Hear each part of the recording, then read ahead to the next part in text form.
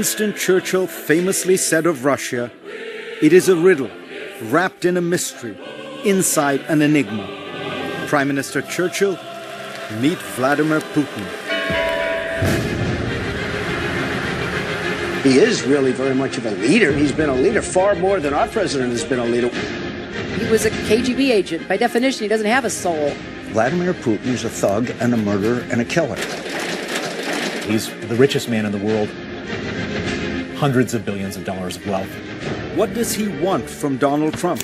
Putin is going to eat him like a sandwich. He'd rather have a puppet as president. You're the puppet. Just how powerful is he?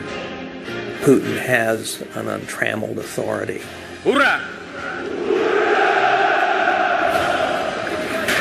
I don't see any checks on his power. So powerful, he rigged the American election? Of course, Putin wanted Hillary Clinton to lose. He despised Hillary Clinton. Whom would you like better?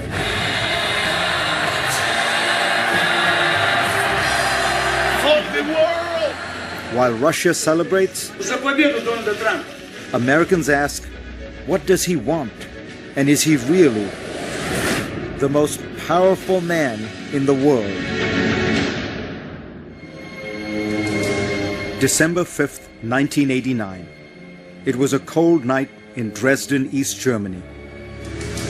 And it would change the course of Vladimir Putin's life.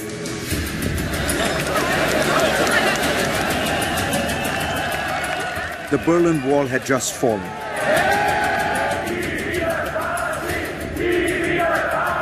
All over East Germany, angry crowds roamed the streets, lashing out at symbols of communist rule.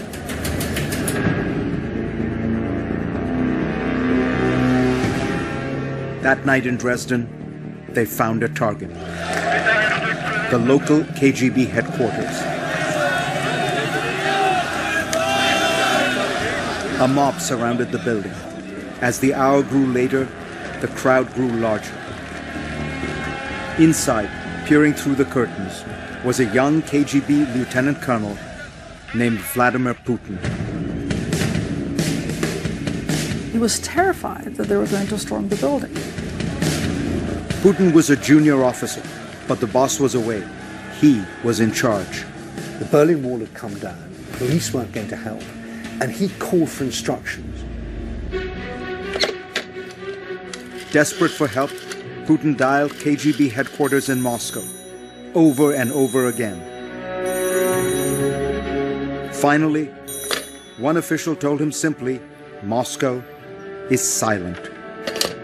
And I think it felt like a deep betrayal to him. Vladimir Putin was on his own. He went down into the bowels of the building and fired up the furnace. He finds himself in the basement at a furnace shoveling documents as he hears demonstrations out on the street. They are burning the secret files so fast that the furnace is blowing up. Putin torched thousands of pages of KGB documents and secrets as the crowd closed in. With the fire still raging, Putin went outside and faced the mob. By himself. There are armed guards inside, he told them. They will shoot you. And he's able to bluff his way out of it and tell the crowd, don't try it here, you're going to get hurt. Putin's threat worked. The mob dispersed. This is the drama that stays with Putin all the time. The fear of popular uprising.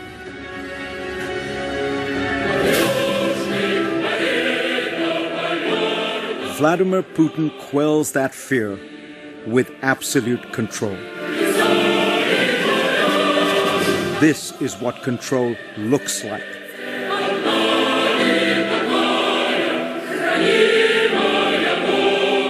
In one of the world's busiest cities, the streets are emptied for Vladimir Putin's motorcade. 12 million people simply disappear on Putin's inauguration day.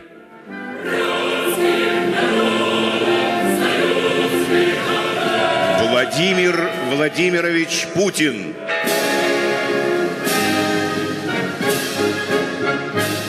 The event was perfectly produced for Russian television. Every detail flawlessly planned.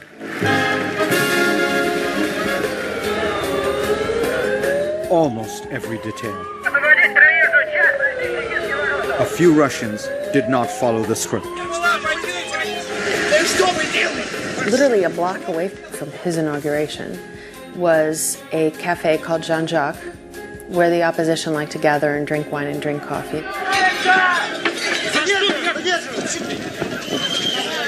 And the riot police descend on the cafe and start arresting people sitting at their tables outside, turning over tables, breaking cups and plates.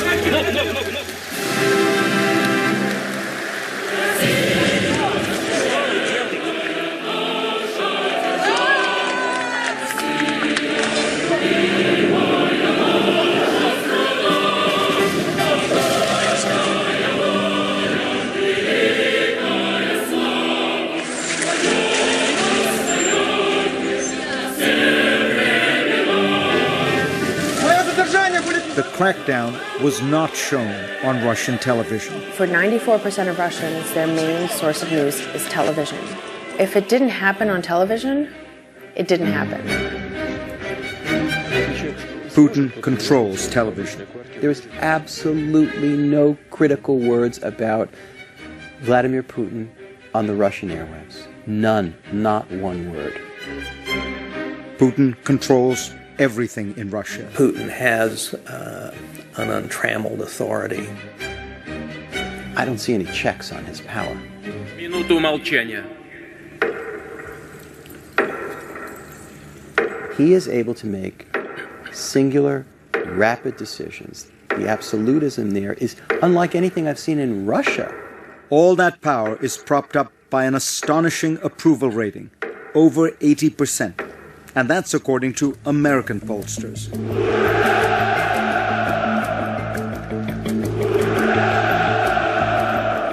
Donald Trump wins the presidency. But when the United States elected a new president, it looked like Russia had fallen for a new leader. Победа Трампа будет праздник для всего человечества. There were toasts all over Moscow. За победу Дональда Трампа. At the parliament, known as the Duma. On talk shows. Они молодцы. And at bars. We are the champions of the world. But one man seemed utterly unsurprised by Trump's victory. He's happy to take credit. And that means that he won the US election. The man who is simultaneously president of Russia and in charge of the United States. Mr. Putin.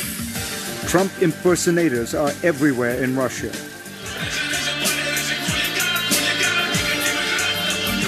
Я люблю Россию, но ты ничего не докажешь.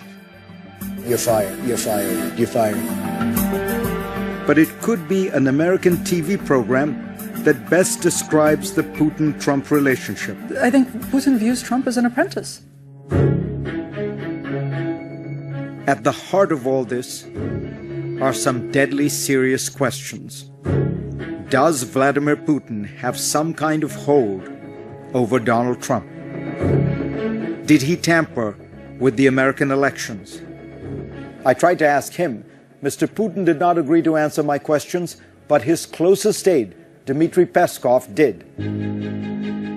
The answer is very simple, no. You are humiliating yourself, saying that a country can intervene in your election process.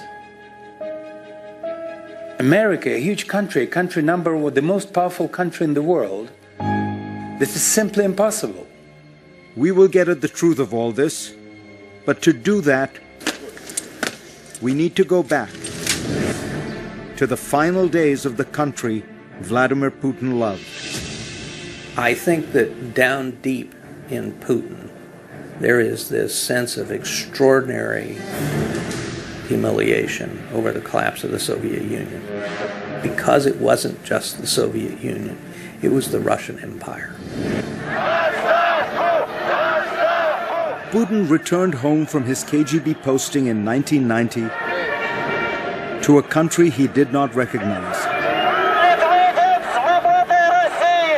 The USSR had been transformed by Mikhail Gorbachev and his policy of openness, known as glasnost. A lot of things happened very quickly. Big Mac is Big Mac. Coca-Cola, Coca-Cola. A romance with things Western.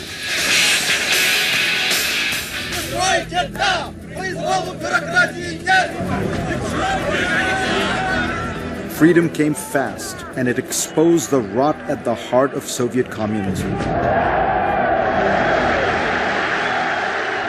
Across the Soviet Union, hundreds of thousands of people began demanding democracy and national independence.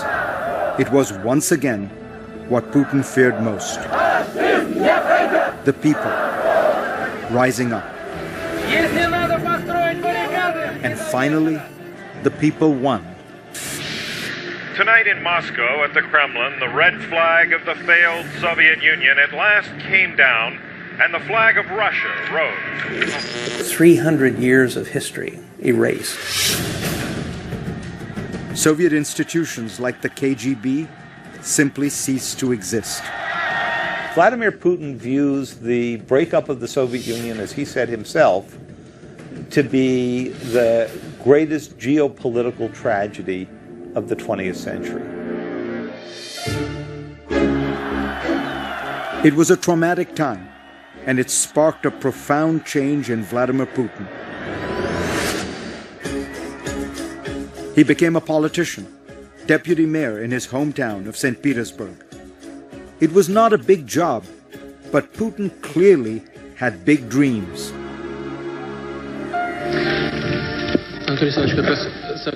He commissioned this rarely seen documentary about himself.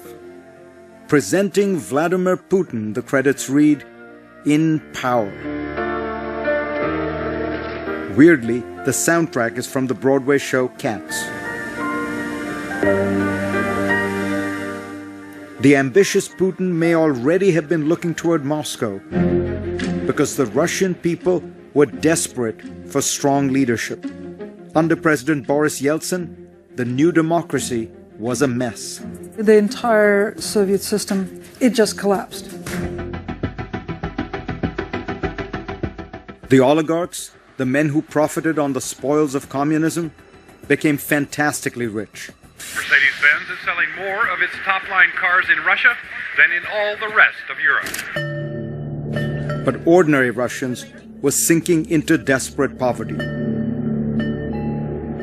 There were dire food shortages, even starvation.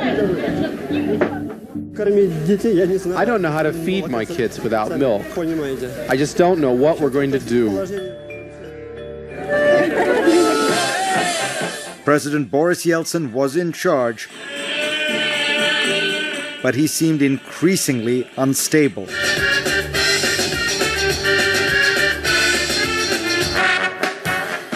He is drinking.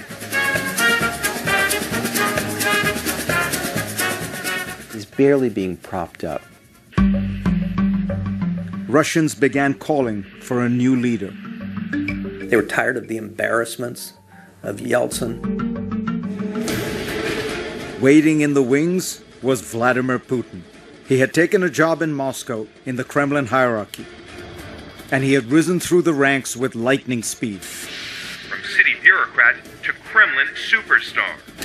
He had just become acting prime minister when it became blindingly clear the country needed a new president. So when Yeltsin was ready to topple over, and they settled on Putin because they knew that Yeltsin could retire and not be put in jail. Boris Yeltsin was notoriously corrupt, but Kremlin power brokers wanted to protect him. So the deal was made. The deal was made.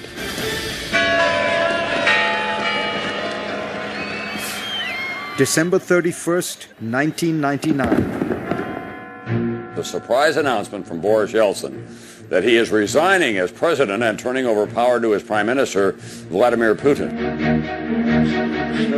In the very first moments of the 21st century, Vladimir Putin became president of Russia. His first words: "We live in a competitive world, and we are not among its leaders." And right away, Putin began to change his country.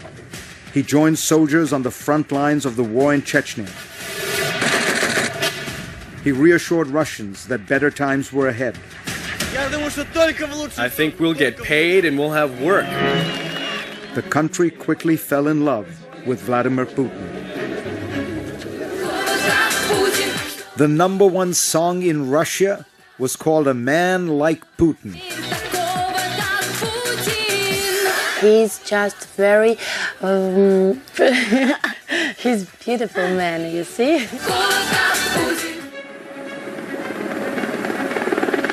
But the biggest surprise? America also loved Vladimir Putin. President George W. Bush thought he'd found a kindred spirit. I looked the man in the eye. I found him to be very straightforward and trustworthy. I was able to get a sense of his soul.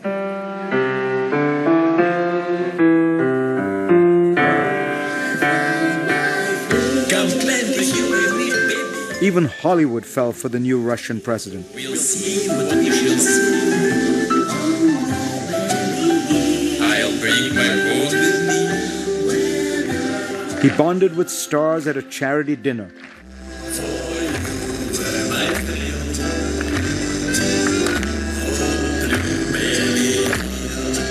But the honeymoon would soon come to a crashing halt. He was a KGB agent. By definition, he doesn't have a soul.